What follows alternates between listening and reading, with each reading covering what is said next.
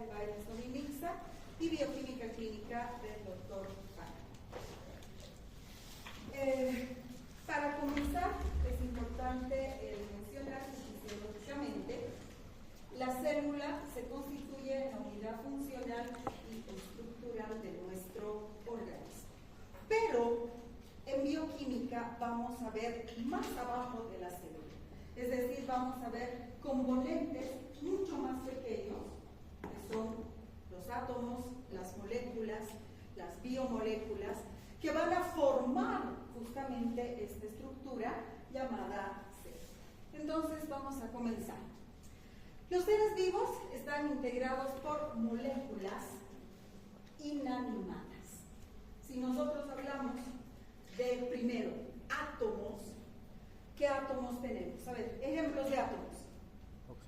Oxígeno, carbono, hidrógeno, nitrógeno. ¿No hay más? Yo solamente azufre, calcio, azufre, molibdeno, fósforo, potasio, magnesio, manganeso, cloro. Hay un montón de átomos, ¿verdad? Y estos átomos, cuando se unen entre sí, van a formar lo que se conoce con el nombre de moléculas. Y estas moléculas, como vamos a ver enseguida, pueden ser moléculas orgánicas o pueden ser moléculas inorgánicas. Ahora, ¿qué características tienen las moléculas inorgánicas? Las moléculas inorgánicas, básicamente, son moléculas muy sencillas. A ver, un ejemplo, cualquier molécula inorgánica. Molécula, no átomo, no elemento. Dióxido de carbono. Muy bien. ¿Cómo está formado el dióxido de carbono? una molécula. O2. Entonces, sabemos que el carbono es un átomo, ¿verdad? ¿Cuántas manitos tiene el carbono? 4. 4. Entonces, este carbono puede unirse a un oxígeno que tiene 2 manos y puede unirse a otro oxígeno con otras 2 manitos. Esa es la estructura del dióxido de carbono. ¿Qué pasa con la estructura de otra molécula orgánica, como el agua, por ejemplo? ¿Qué tenemos?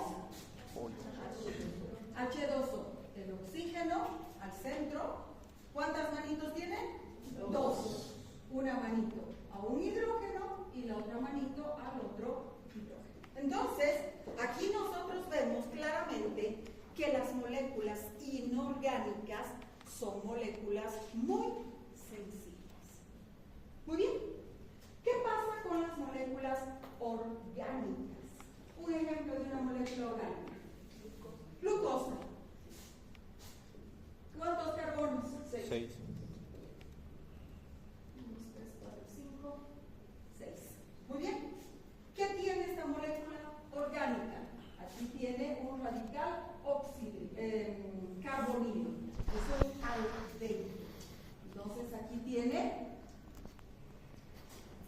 CHO. Aquí tiene OH, hidrógeno.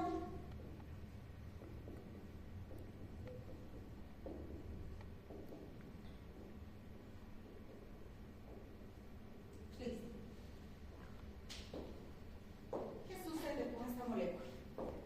Como podemos ver, es una molécula más compleja, mucho más compleja. ¿Por qué? Porque incluso en esta molécula yo puedo modificar esto.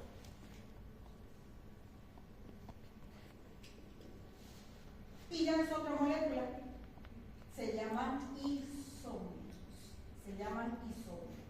La misma fórmula general, pero espacialmente diferente. Y puedo jugar con el oxidrilo a la derecha, el oxidrilo a la izquierda, el oxidrilo a la derecha, a la izquierda, y vamos a tener diferentes moléculas orgánicas.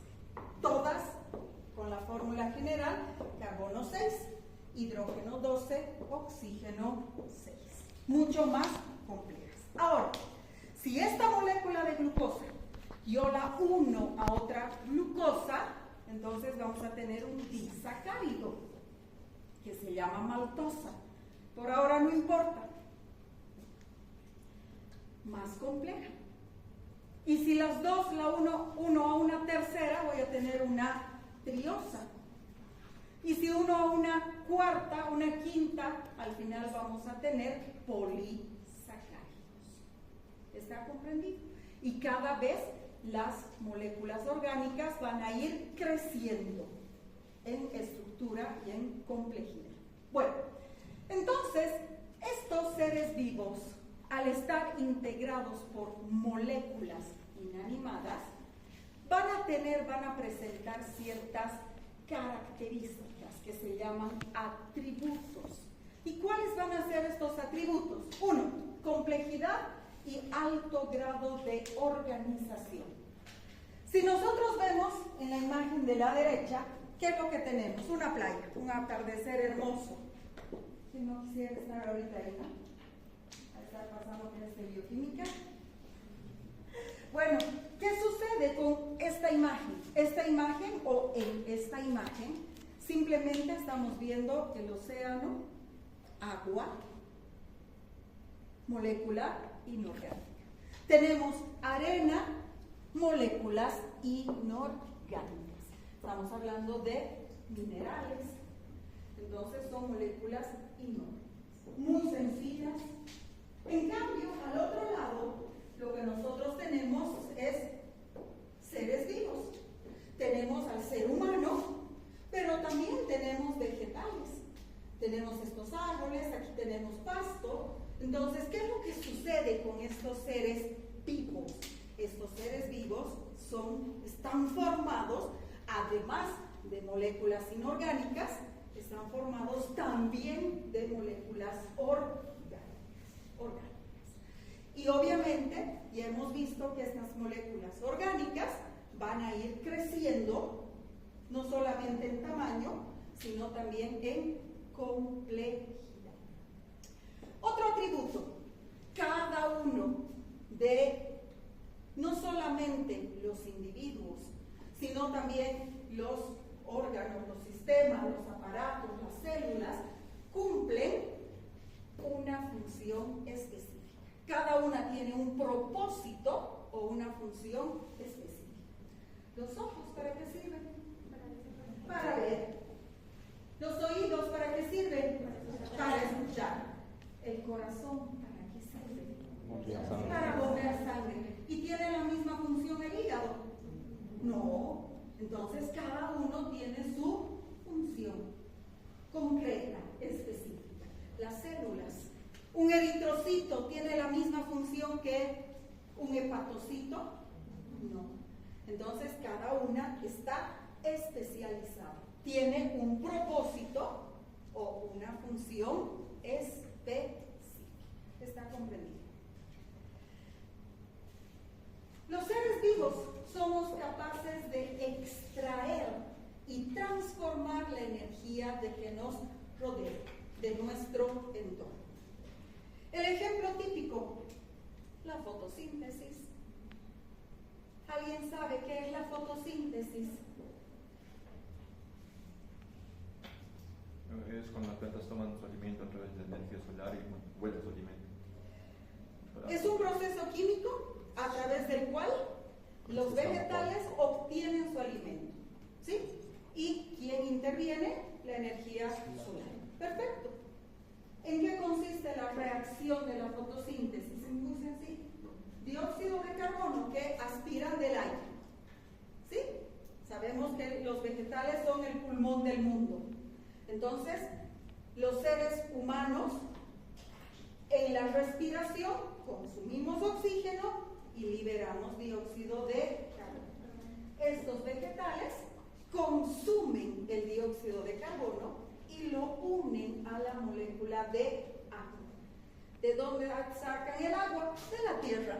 Entonces, dióxido de carbono más agua en presencia de la energía del sol, luz solar, ¿qué vamos a tener?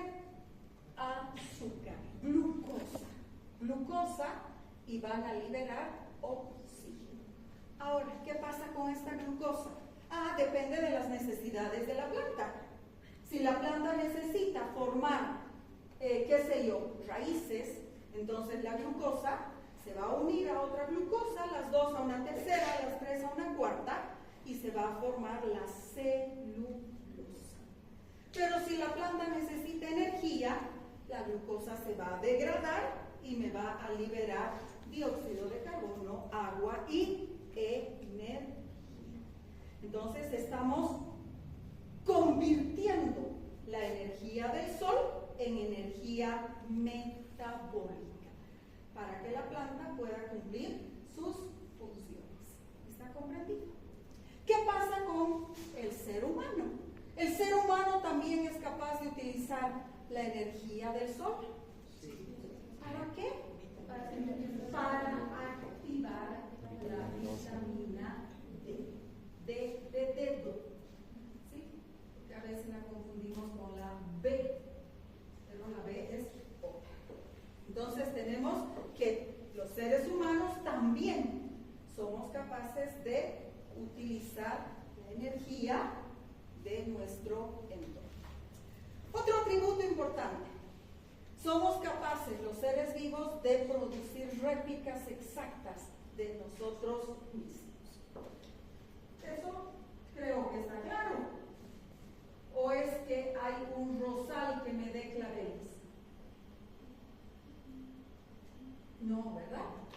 Entonces, efectivamente, o es que nuestro perrito está embarazado, o nuestra perrita está embarazada y por ahí nos da un ratón.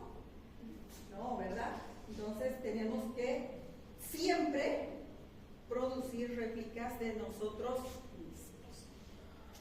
Somos capaces de detectar y responder a las alteraciones del entorno. ¿Qué es lo que tenemos aquí? Dos osos. Los dos son osos, solo que uno vive en el polo y el otro vive en el bosque. Uno vive a temperaturas bajo cero y el otro vive en temperaturas altas. ¿Sí? ¿Cómo los dos, siendo osos, son capaces de aguantar semejantes cambios de temperaturas? Porque se adaptan, detectan y responden a las alteraciones del entorno. Y a nosotros nos pasa lo mismo. ¿Alguno de ustedes viene de Potosí o de Oruro? De Potosí. Cuando has llegado el año pasado, me imagino, a estudiar a primero. ¿Sí? Cuando recién llegaste, ¿cómo te parecía el clima de Sucre? Demasiado calor. ¿Sí? Y ahora sientes tanto calor como hace un año atrás.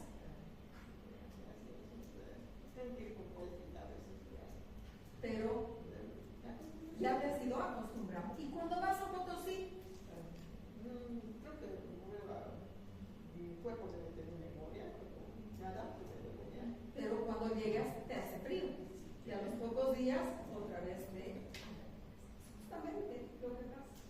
¿Y qué es lo que sucede? ¿Por qué somos capaces de adaptarnos? Porque en nuestro organismo se producen cambios. Tal vez Sucre, Potosí no hay mucha diferencia, pero si fuera Potosí, Santa Cruz, por ejemplo, o Potosí, Albeni, ahí con toda seguridad que el calor sería insoportable, y luego de un año regresar a Potosí y el frío sería insoportable. ¿Por qué? ¿Qué alteraciones se han producido? Entre otras, se han producido alteraciones en la célula. ¿Qué ha sucedido en la célula? La célula ha modificado su estructura en la membrana celular. Y la membrana celular cambia sus ácidos grasos y la membrana celular se vuelve más fluida o menos fluida. Y eso va a permitir mantener el calor o más bien liberar el exceso de calor. Entonces, esos son los cambios. Y somos capaces justamente de detectar y responder adecuadamente. Y finalmente, los seres vivos tenemos una historia de cambio evolutivo. hemos ido evolucionando. ¿Desde dónde? El Australopithecus hasta el Homo sapiens sapiens. Entonces realmente hay una historia de evolución. Seríamos capaces dicen, ¿no? Para muestra basta un botón.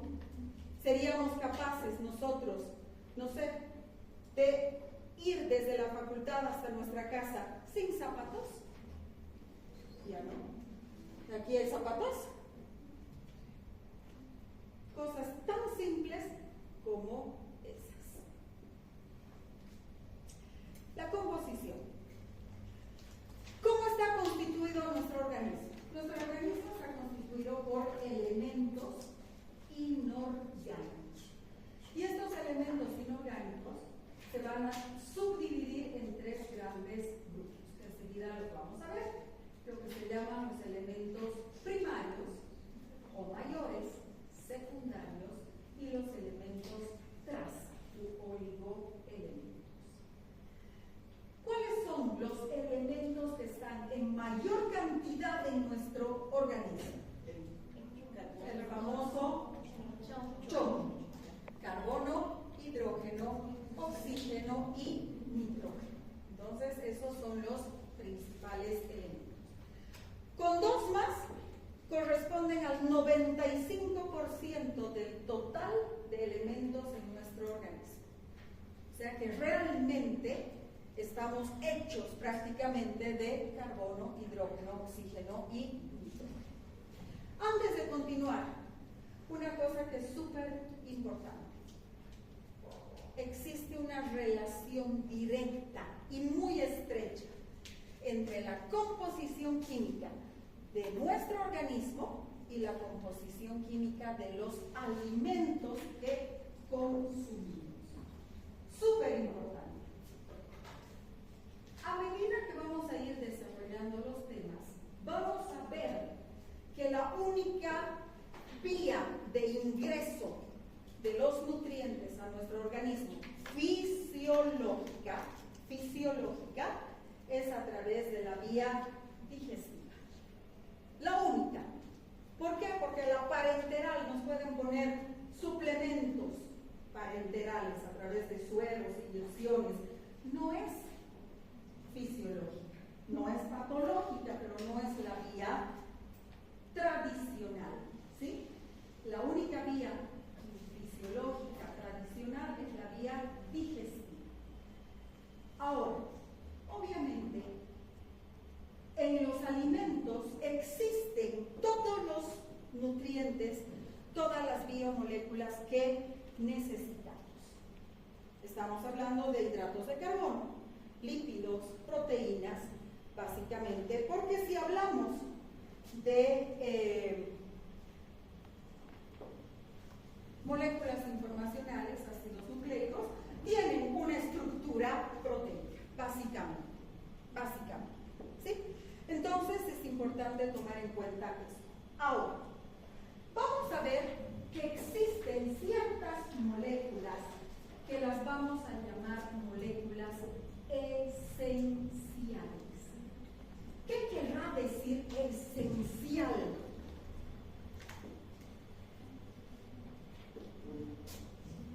¿Qué es esencial?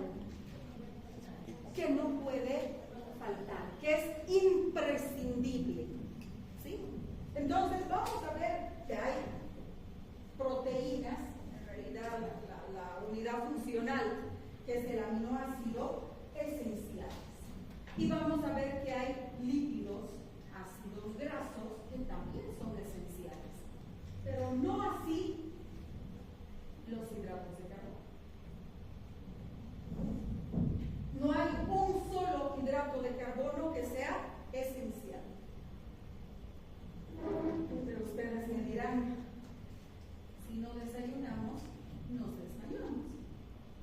No que no eran esenciales los hidratos de carbono. ¿Por qué? Porque ¿qué me está faltando? Glucosa. Entonces,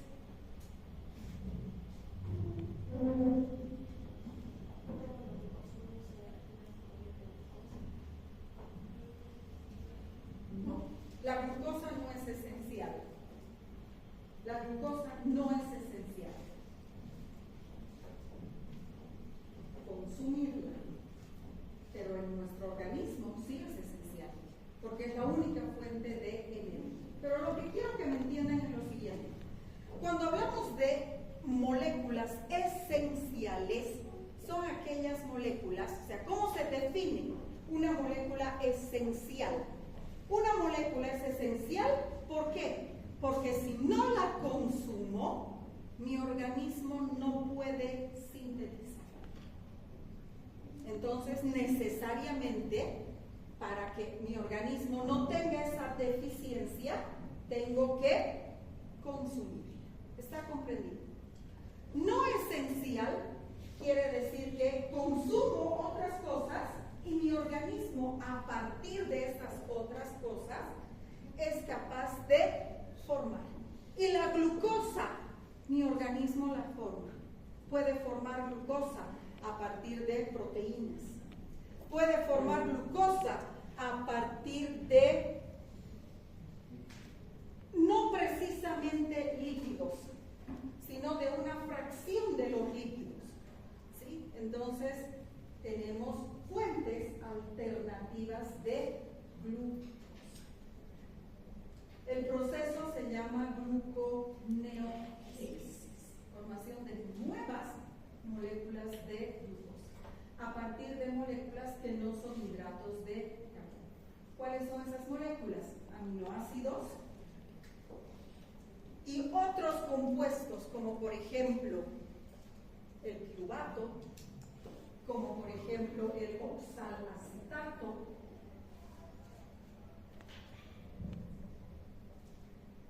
que me van a dar al final moléculas de glucosa. Entonces no es necesario que consumamos hidratos de carbono en la dieta. Consumiendo lípidos y proteínas podemos vivir felices y contentos. Bueno, ¿cuáles son? Enlaces químicos. Es muy importante considerar que los elementos, los átomos, se unen entre sí para formar moléculas. Y existen diferentes tipos de enlaces, de los cuales solamente 3 son importantes en bioquímica química. ¿Cuáles son estos 3 tipos de enlaces? 1, los enlaces iónicos. ¿Alguien sabe qué es un enlace iónico o cómo se forma un enlace iónico? Un enlace formado entre 2 metales. Es un enlace formado entre 2 metales, muy bien, pero ¿qué característica tiene? Creo que intercambian electrones. Dice, si No comparten la transferencia de electrones. Transferencia de electrones. Aquí tenemos sodio, aquí tenemos cloro, y este sodio tiene un electrón en su último nivel de energía. Y el cloro tiene 7 electrones en su último nivel de energía. Entonces, ¿cómo pueden completar? Este electrón va a ser transferido al cloro y se va a formar el enlace iónico. Entonces, características del enlace iónico entre 2 metales, y es por transferencia de electrones. ¿Qué tipo de enlace es? Es un enlace fuerte. Es muy difícil romper este enlace. 2 enlaces covalentes. Y los enlaces covalentes pueden ser de 2 tipos. Enlaces covalentes polares y enlaces covalentes apolares. ¿Qué características tienen los enlaces covalentes? Primero, comparten electrones. Muy importante, comparten electrones. Y el enlace que se forma también es un enlace fuerte. No es fácil romper un enlace iónico, no es fácil romper un enlace covalente. Entonces, acabamos de mencionar que hay 2 tipos de enlaces covalentes. Los polares forman polos. Aquí tenemos la molécula de agua. Este es el oxígeno, en su último nivel de energía tiene, ¿cuántos electrones? 6. Tiene 6 electrones. Y para completar, ¿cuántos necesita? 2. Bueno, 2 más, pero tiene que llegar a 8. ¿Sí? Este orbital tiene 8 electrones. Entonces, para completar los 8 le faltan 2. ¿Quién le va a dar? El hidrógeno. Y el hidrógeno, en el único nivel de energía, ¿cuántos electrones tiene? Y para completar, ¿cuántos necesita? 2. ¿Sí? Porque es nivel S. 1. Entonces, nivel 1. ¿Cómo hacemos? Comparte. El hidrógeno, que es este, comparte un electrón y el oxígeno comparte un electrón. Lo mismo aquí, el hidrógeno comparte un electrón y el oxígeno también, de manera tal que el hidrógeno tiene 2 electrones en su nivel de energía y el oxígeno tiene 2, 4, 6 y 8 electrones. Ambos han completado sus niveles de electrón. Ahora, ¿qué sucede en este caso? En este caso, el oxígeno solamente está compartiendo estos 2. ¿Y qué pasa con estos otros 2 pares de electrones? No comparten, se llaman electrones no compartidos. ¿Y cuál es el problema con esos electrones no compartidos? Que tienen carga eléctrica negativa. Entonces aquí se está formando un polo negativo. Y en el oxígeno, y en el hidrógeno, ¿qué sucede? Como comparten su único electrón, entonces los protones que están en el núcleo le van a proporcionar al hidrógeno una carga eléctrica positiva. Entonces aquí estamos formando un dipolo, 2 polos. Un polo positivo a nivel del hidrógeno y un polo negativo a nivel del oxígeno. Cosa que no sucede en el enlace covalente polar. ¿Por qué? Aquí tenemos, apolar. Aquí tenemos enlaces covalentes apolares. Tenemos el carbono, que tiene 4 electrones en su último nivel de energía, y para completar necesita otros 4. ¿Quién le va a ceder? El hidrógeno. Entonces se va a unir a 1, 2, 3 y 4 hidrógenos. ¿Hay polos? No. Es un enlace covalente apolar. ¿Alguien sabe cómo se llama esta estructura? Carbono, hidrógeno, 4. Metal. Hemos formado el metal. Muy bien. Ahora, la característica que tiene la molécula de hidrógeno de formar estos dipolos es muy importante. ¿Por qué? Porque esta molécula de agua va a ser capaz de formar el otro tipo de enlaces importantes, que son los enlaces por puente de hidrógeno. Entonces, ¿qué es lo que tenemos aquí? Aquí tengo una molécula de agua, igualita que ella. Oxígeno, 2 hidrógenos, polo negativo, polos positivos, que se ha unido a otra molécula de agua. Oxígeno, polo negativo, hidrógeno con sus polos positivos.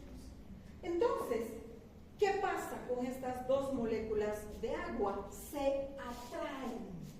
Estos polos negativo va a ser atraído por el positivo y se va a formar un enlace débil, que es el enlace por puente de hidrógeno.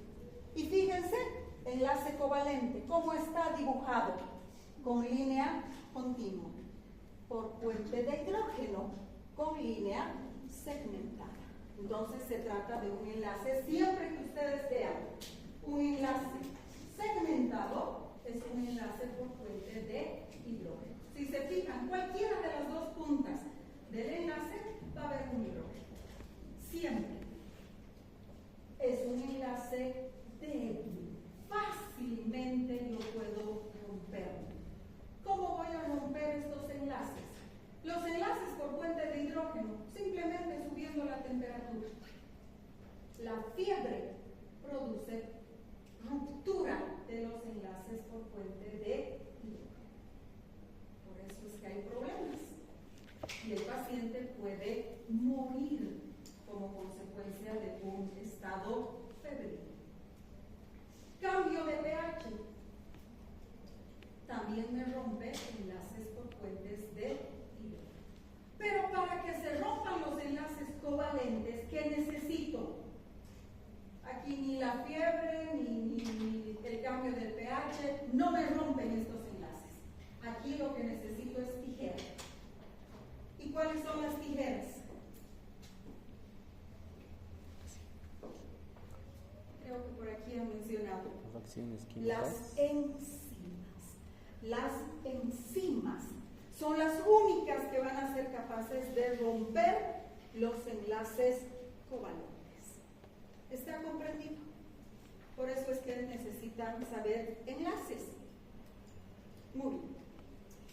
Y finalmente, ¿qué es lo que tenemos? Tenemos los elementos inorgánicos, aquí están primarios o mayores, ya les había dicho el CHOP, carbono, hidrógeno, oxígeno, nitrógeno, más 2, fósforo y azufre. Estos solos, 95%. Con estos, 96 al 97%. Gran cantidad. Los secundarios, potasio, fósforo, cloro, magnesio, hierro y calcio. ¿Aproximadamente cuánto? Entre 2 y 3%. Y finalmente, los oligoelementos, microconstituyentes o elementos traza, menos del 1%. Yodo, flúor, zinc, cobre, selenio, magnesio, manganeso y algunos otros que también son necesarios, cobalto, ¿sí? Que son necesarios. Si bien constituyen menos del 1%, aquí hay algo importante. Indispensables para la vida. Y su falta va a provocar alteraciones. Y en algunos casos muy graves y mortales. Un ejemplo. ¿Para qué sirve el yodo? Metabolismo. Síntesis de hormonas tiroideas. Si no hay yodo, no se sintetizan las hormonas tiroideas y el paciente entra en hipotiroidismo. ¿Y cuáles son los problemas? Bocio, primero. Metabolismo lento. Y el paciente comienza a ganar peso. Simplemente porque falta yodo. ¿Está comprendido? Grupos funcionales orgánicos. Antes de entrar a los elementos o a los compuestos, moléculas orgánicas. ¿Qué es ion hidroxilo u oxidrilo? Dos nombres para el mismo. Oxidrilo o hidroxilo. ¿Típico de qué tipo de moléculas? Alcoholes. Típico de los alcoholes. Aquí tengo dos representantes. Carbonilos. Carbonilo aldehído siempre en carbono 1. Siempre. Puede estar en el 6, sí, pero se da la vuelta a la molécula y queda como 1. Igualito. Siempre el carbonilo aldehído en carbono 1. De ahí se comienza a formar. Y el otro, este es el carbonilo, esta que es la cetona. ¿Dónde está? En carbonos secundarios. 2, 3, 4, 5. Cualquiera de estos puede estar la cetona. ¿Sí? Vamos a ver que son muy importantes en los hidratos de carbono. Son los radicales presentes en los hidratos de carbono. ¿Cómo se nomina a un hidrato de carbono. Es un aldehído o una cetona polihidroxilados. Aquí teníamos la glucosa, aldehído y muchos oxígenos. Entonces, polihidroxilado.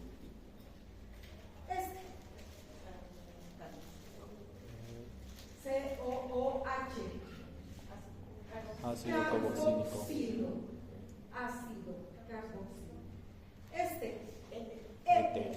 Muy bien. Oxígeno y dos radicales. En los carboxilos, este hidrógeno puede ser una cadena lateral. Sí, un radical. Y finalmente estos con nitrógeno, que son amino y imino. Amino e imino. Este es con A y este es con I. Amino, imino. Y finalmente estos. Radical metilo, etilo, propilo, butil. Entonces, 1, 2, 3, 4 radicales químicos. Y para terminar por hoy, los compuestos orgánicos. Los elementos químicos van a formar compuestos orgánicos llamados biomoléculas. Y dentro de las biomoléculas, 4 grupos: proteínas, hidratos de carbono, lípidos y ácidos nucleicos.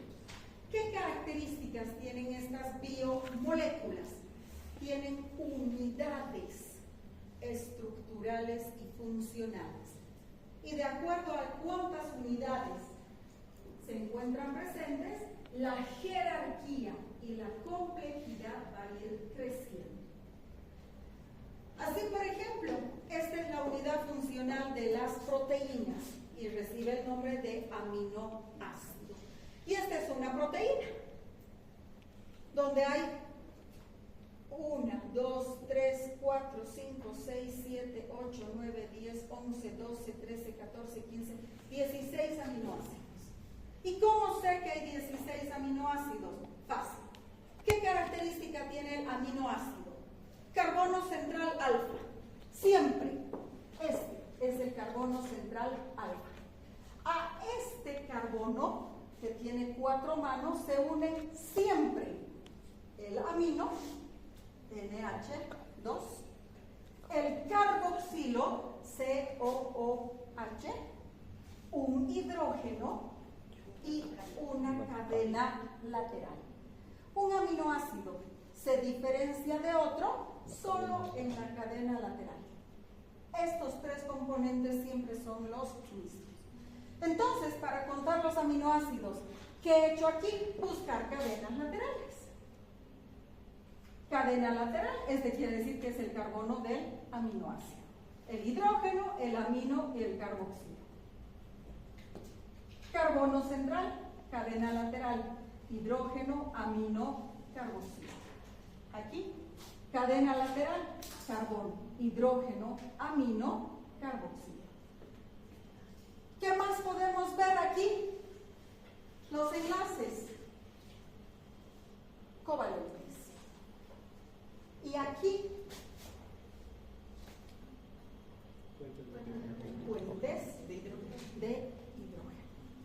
Entonces tenemos en las moléculas enlaces covalentes y tenemos enlaces por puentes de hidrógeno.